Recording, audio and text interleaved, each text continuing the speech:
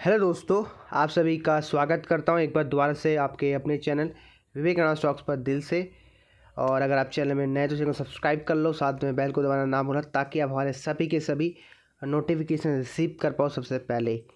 साथ में आप हमें टेलीग्राम में ज्वाइन कर सकते हो, लिंक आपको नीचे मिल जाएगा। तो आज का जो वीडियो है वो एक सिर्फ ऑक्सीजन सिलेंडर के ऊपर है। जी दोस्तों, जैसे आपको पता है कोविड अपने ऑल टाइम हाई के आसपास अभी हो रहा है, तो डेफिनेटली सिलेंडर की जो डिमांड है, ऑक्सीजन सप्लाई की जो डिमांड है वो बढ़ चुकी है, राइट। तो definitely best oxygen stock India for 2021, और आप बोल सकते हो ये बेस्ट कोविड स्टॉक भी हो सकते हैं इंडिया के लिए। तो डेफिनेटली इन स्टॉक को आप डाल में रख सकते हो। वैसे आपको एक स्टॉक ऑलरेडी हमने पहले दे दिया था जब ये 92 रुपये के आसपास ट्रेड कर रहा था, एवरेस्ट कैंटो करके, जो अभी 133 रुपये के आसपास अभी ट्रेड कर रहा है। अब लेके आया हूँ एक और, ये भी जो स्टॉक की मैं बात कर रहा हूँ ये बीएसई में लिस्टेड स्टॉक है, 19 रुपये का। आप बोल सकते हो कि एक बेस्ट ऑक्सीजन स्टॉक ये बन के उभर सकता है, ठीक है। तो डेफिनेटली स्टॉक का में रख सकते हो। सिर्फ 19 रुपये का स्टॉक है, और कंपनी के बारे में थोड़ा बता देता हूँ।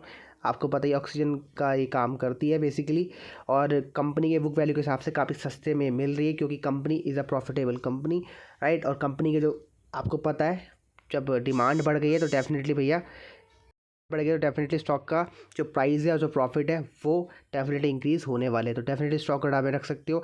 अब अभी तो मैं सिर्फ बात करूंगा इस स्टॉक की जो 19 रुपये के आसपास ट्रेड करा, लेकिन वीडियो के अंत में शेयर करूंगा इसी से रिलेटेड 4-5 स्टॉक्स जो काफ़ी सस्ते दामों में अभी मिल रहे हैं। 110 रुपये के आसपास भी ट्रेड कर रहा है, तो डेफिनेटली स्टॉक को भी डाल में रख सकते हो।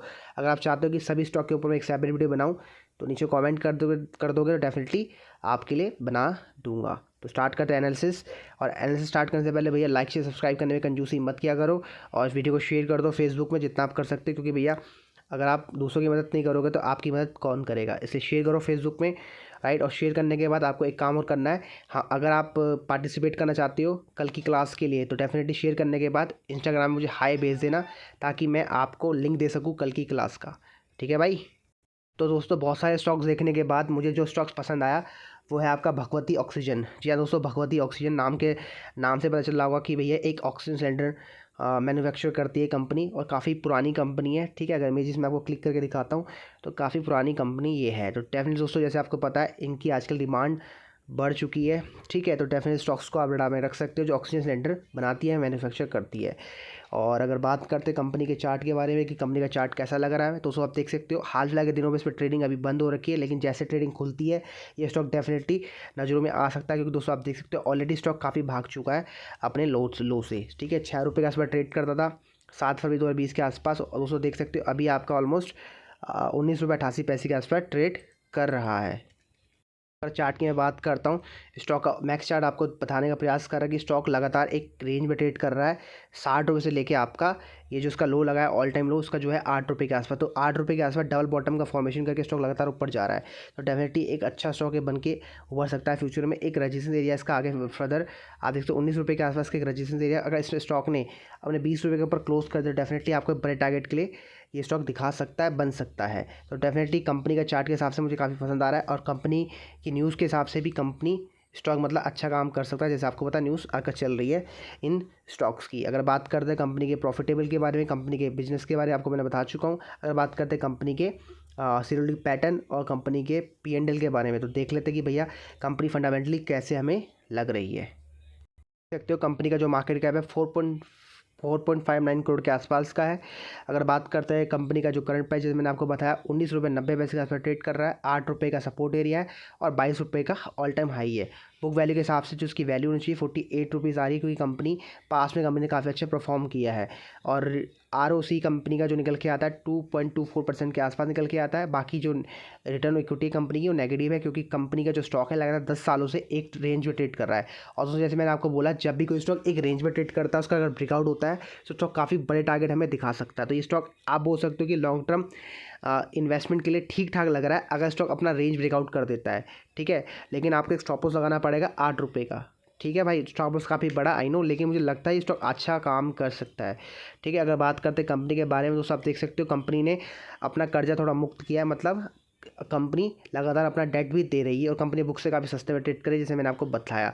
और दूसरा आपको पता है जैसे कंपनी की जो सेल्स है ये डिपेंड करती है, आपको पता ही काफ़ी कम डिमांड रहती थी पास्ट में इनकी, लेकिन आज के जब से कोरोना काल स्टार्ट हुआ इनकी जो डिमांड है बढ़ चुकी है, सप्लाई भी बढ़ चुकी है। डेफिनेटली दोस्तों मुझे लगता है स्टॉक अच्छा परफॉर्म कर सकता है फ्यूचर में, ठीक है।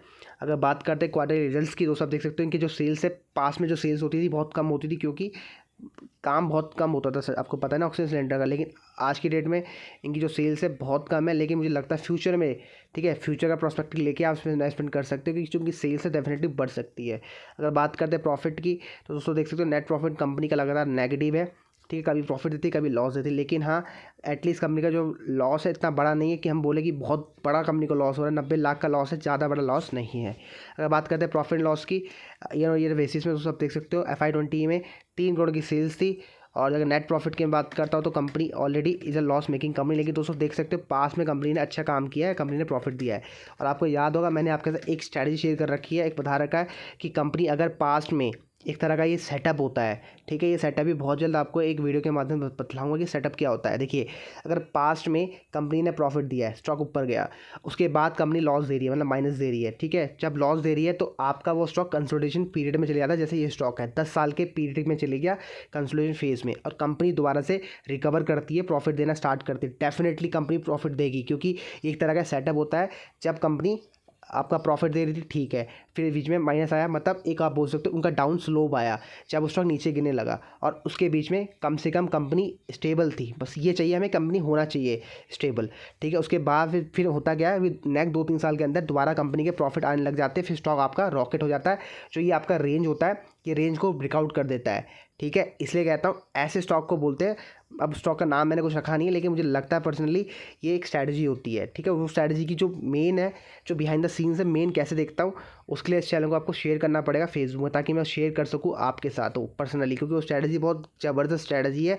उससे निकाला जाता है मल्टी बैगर स्टॉक, ठीक है। अगर आपको बिलीव नहीं आता है तो मैंने आपको बहुत सारे स्टॉक्स दे रखे, जैसे RVNL एक स्टॉक है, और हाल के दिनों मैंने आपको एक स्टॉक और दिया, उसका नाम है फिनोलेक्स इंडस्ट्री, 155 रुपये के प्राइस में, 153 रुपये के प्राइस में। उसको देखना, जब उसको 153 रुपये जाएगा स्टॉक का लॉन्ग टर्म इन्वेस्टमेंट कर सकते हो, ठीक है। वो डेफिनेटली आपको एक अच्छी रिटर्न देकर जाएगा, ठीक है। तो ये कुछ स्टॉक के चार्ट पैटर्न होते हैं जो हम फाइंड आउट करते हैं उसके प्रॉफिट को देख के। जब अगर स्टॉक का चार्ट पैटर्न, ठीक है, चार्ट पैटर्न और उसके प्रॉफिट सिमिलर डायरेक्शन में जा रहे हो तो डेफिनेटली हम स्टॉक को बाय करते हैं। और मुझे लगता है पर्सनली ये स्टॉक वो स्टॉक बन सकता है जिसको मैं ढूंढ रहा हूँ। तो भाई देख लो, मेरे हिसाब से इसका चार्ट पैटर्न ठीक है, प्रॉफिट अभी लॉस हो रहे हैं, लेकिन फ्यूचर में मुझे लगता है अच्छा काम कर सकते हैं। लेकिन हाँ, ब्लाइंडली फॉलो करने की आवश्यकता नहीं है भाई, ठीक है, क्योंकि आप लोगों का पैसा है, समझदार पूर्वक अच्छी जगह लगाना, ठीक है। अगर आपको लग रहा है ये स्टॉक अच्छा नहीं है तो बहुत सारे स्टॉक्स है, अभी आपको दिखा दूंगा 3-4 स्टॉक्स और है। और एक एवरेज स्कैन तो हमने आपको 92 रुपये के प्राइस में दिया था, मतलब कि अपडेट दिया था कि स्टॉक को अब नज़रों में रख सकती है, जो अभी 133 रुपये के प्राइस में चल रहा है। इसके बाद जो दोस्तों देखते हैं लोन मात्र 5 करोड़ के आसपास का है, रिजर्व कंपनी का 8 करोड़ के आसपास का है, ठीक है। अगर बात करते हैं कैश फ्लो की, तो कंपनी के पास कैश फ्लो है, तो कंपनी के पास दोस्तों कैश फ्लो ठीक ठाक भी नहीं है, मतलब -6 लाख के आसपास है।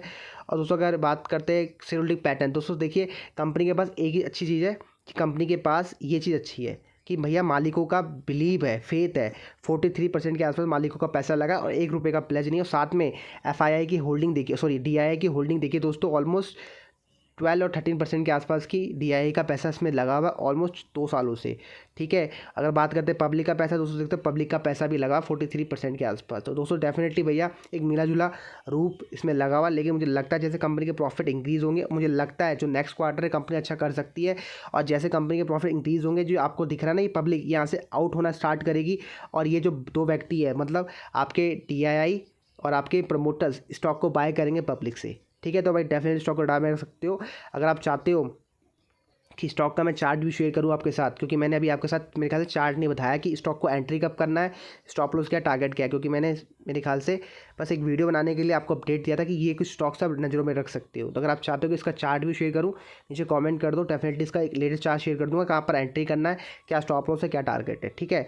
अगर बात करते हैं कुछ और best oxygen stocks in India, जो बेस्ट कोविड स्टॉक भी हो सकते हैं, देख लो भैया, ये रे सकते, ये आपका एक बेस्ट ऑक्सीजन स्टॉक है जो 61 रुपये का इस पर ट्रेड कर रहा है। आप स्टॉक को बिठा में रख सकते हो दोस्तों। देख सकते हो ये स्टॉक भी काफ़ी लंबे समय से एक रेंज में ट्रेड कर रहा था। जैसे मैंने आपको बताया ना, कंपनी के प्रॉफिट अच्छे हुए, फिर रेंज में चले गया, अब डेफिनेटली रेंज का ब्रेकआउट होगा, डेफिनेटली स्टॉक ये टेस्ट कर सकता है। ठीक है, एक प्रकार की स्ट्रैटेजी होती है। इसके लिए आपको हमारी क्लास को ज्वाइन करना पड़ेगा फ्री ऑफ कॉस्ट, जो आपको संडे को कल होने वाली है।